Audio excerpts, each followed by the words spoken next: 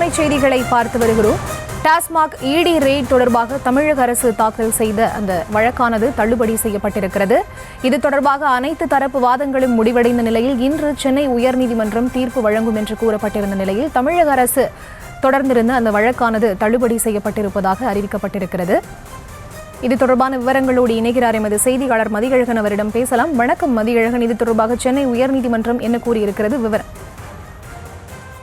கடந்த மார்ச் மாதம் 6 முதல் 8ஆம் தேதிகளில் சென்னையில் உள்ள டாஸ்மாக் தலைமை அலுவலகம் மற்றும் சில மதுபான நிறுவனங்களில் அமலாக்கத்துறை சோதனை நடத்தியது. இந்த சோதனையை சட்டவிரோதமானது என அறிவிக்க கோரி தமிழ்நாடு அரசு மற்றும் டாஸ்மாக் நிறுவனம் சார்பில் மொத்தம் 3 மனுக்கள் தாக்கல் செய்யப்பட்டிருந்தன. இந்த மனுக்கள் மீதான விசாரணை நீதிபதிகள் எஸ். சுப்பிரமணியன், கே. ராஜசேகர் அமர்வில் கடந்த 5 நாட்களுக்கு மேலாக நடைபெற்றிருந்த நிலையில் இந்த வழக்கில் கடந்த திங்கட்கிழமை தீர்ப்பு ஒத்திவைக்கப்பட்டு இன்றைய தினம் தீர்ப்பு வழங்கப்படும் என தெரிவிக்கப்பட்டிருந்தது. அந்த வகையில் இன்றைய தினம் நீதிபதிகள் இந்த வழக்கில் தீர்ப்பளித்திருக்கிறார்கள்.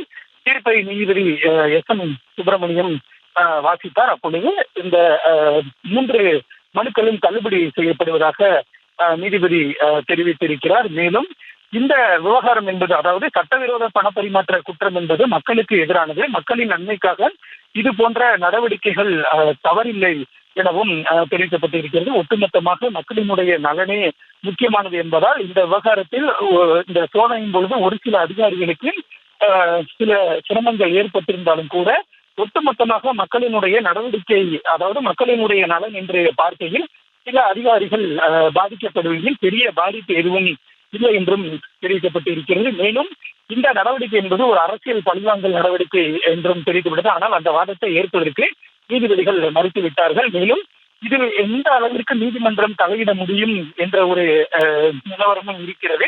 எனவே இந்த விவகாரத்தில் மேற்கொண்டு தலையிட விரும்பவில்லை என்றும், ஒட்டுமொத்தமாக அரசினுடைய நடவடிக்கைகள், அதாவது அரசியல் இருக்கிறதா இல்லையா, யார் பாதிக்கப்பட்டார்கள் என்பதை ஜனநாயகத்தினுடைய நிஜமான மன்னர்களான மக்கள் முடிவெடுப்பார்கள் என்றும், ஒருவேளை இது போன்ற இந்த சட்டவிரோத பணப்பரிமாற்ற நடவடிக்கைகளில் எந்த நடவடிக்கையும் இல்லை என்றால் மக்களினுடைய நிலை என்பது முற்றிலுமாக பாதிக்கப்பட்டுவிடும் என நீதிபதிகள் தெரிவித்திருக்கிறார்கள். எனவே தமிழ்நாடு அரசு மற்றும் டாஸ்மாக் நிறுவனம் சார்பில் தாக்கல் செய்யப்பட்ட 3 மனுக்களும் தள்ளுபடி செய்வதாகவும் இந்த விவகாரத்தை மேற்கொண்டு அமலாக்கத்துறை நடவடிக்கை எடுக்கலாம் எனவும் நீதிபதிகள் தெரிவித்திருக்கிறார்கள்.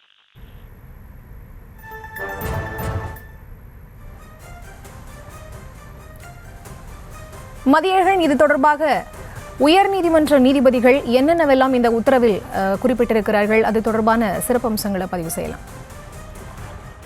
இந்த விவகாரத்தை பொறுத்தவரை தற்பொழுது நீதிபதிகள் ஆபரேட்டிவ் போர்ஷன்ஸ் என்று சொல்லக்கூடிய முக்கியமான அந்த தீர்ப்பினுடைய சாராம்சத்தை மட்டுமே வாசித்திருக்கிறார்கள். அதன்படி சட்டவிரோத பணப்பரிமாற்றம் இந்த நடவடிக்கை என்பது மக்களை பெரிதும் பாதிக்கப்படக்கூடியது, குறிப்பாக மக்களுக்கு எதிரானது என்ற ஒரு கருத்தை தெரிவித்திருக்கிறார்கள்.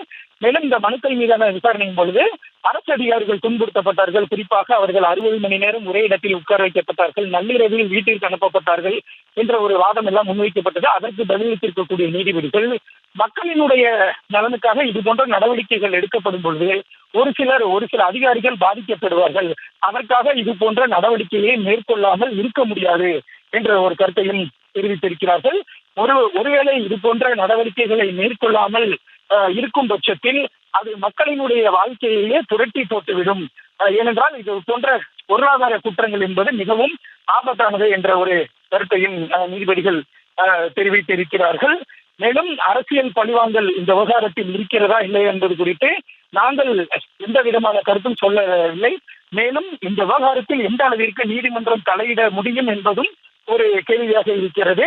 எனவே இதில் என்ன நடந்திருக்கிறது, இதில் அரசியல் இருக்கிறதா இல்லையா என்பதையெல்லாம் ஜனநாயகத்தினுடைய மன்னர்களான மக்கள் இறுதியில் முடிவு செய்வார்கள் என்ற ஒரு கருத்தை தெரிவித்து 3 மனுக்களும் தள்ளுபடி செய்யப்படுகிறது. அதாவது டாஸ்மாக் நிறுவனம் தொடர்ந்த 2 மனுக்கள், தமிழ்நாடு அரசு தொடர்ந்த 1 மனு என 3 மனுக்களும் தள்ளுபடி செய்யப்படுகிறது. மேலும் இந்த விவகாரத்தில் அமலாக்கத்துறை மேற்கொண்டு நடவடிக்கை எடுக்கலாம் என்றும் நீதிபதிகள் தங்களது உத்தரவில் குறிப்பிட்டு இருக்கிறார்கள். விரிவான இந்த உத்தரவு நகல் என்பது இன்னும் சற்று நேரத்தில் நமக்கு கிடைக்கப்பெறும். அதன் பிறகு தான் இந்த தீர்ப்பில் முழுமையாக என்ன தெரிவிக்கப்பட்டிருக்கிறது என்பது நமக்கு தெரிய வரும். விவரங்களை வழங்கியமைக்கு நன்றி மதியழகன்.